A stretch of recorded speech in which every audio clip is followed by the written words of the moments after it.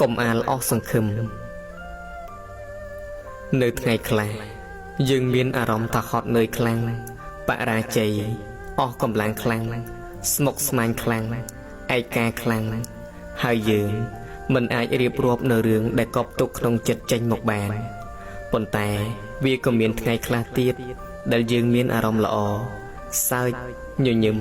កក់ក្ដៅស្រស់ស្រាយជោគជ័យទទួលបានការគាំទ្រលើកទឹកចិត្តពីមនុស្សនៅក្បែរខ្លួនថ្ងៃដ៏ភ្ញាក់ផ្អើលដែលយើងក្រោកចេញពីដំណេកជាមួយអារម្មណ៍ដ៏ល្អស្រស់ពេញមួយថ្ងៃថ្ងៃដែលទទួលបានដំណឹងល្អដែលយើងនឹងរងចាំយើងមានថ្ងៃជាច្រើនដើម្បីរស់នៅនិងឆ្លងកាត់អារម្មណ៍ទាំងអស់នោះគឺអារម្មណ៍ល្អនិងអារម្មណ៍សៅហ្មង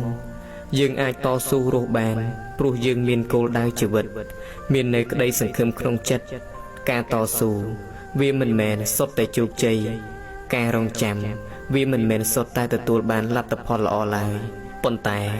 បើយើងបោះបង់ថ្ងៃទាំងនោះយើងនឹងជ្រើសរើសយកវិធីបញ្ចប់រឿងគ្រប់យ៉ាងដោយការស្លាប់យើងនឹងបាត់បង់ឱកាសគ្រប់យ៉ាងសូម្បីតែឱកាសត្រូវរស់បន្តទៀតសម្រាប់ទទួលរឿងល្អដែលមិនទាន់មកដល់សូមកុំអស់សង្ឃឹមចំពោះថ្ងៃអាក្រក់ប៉ុន្តែ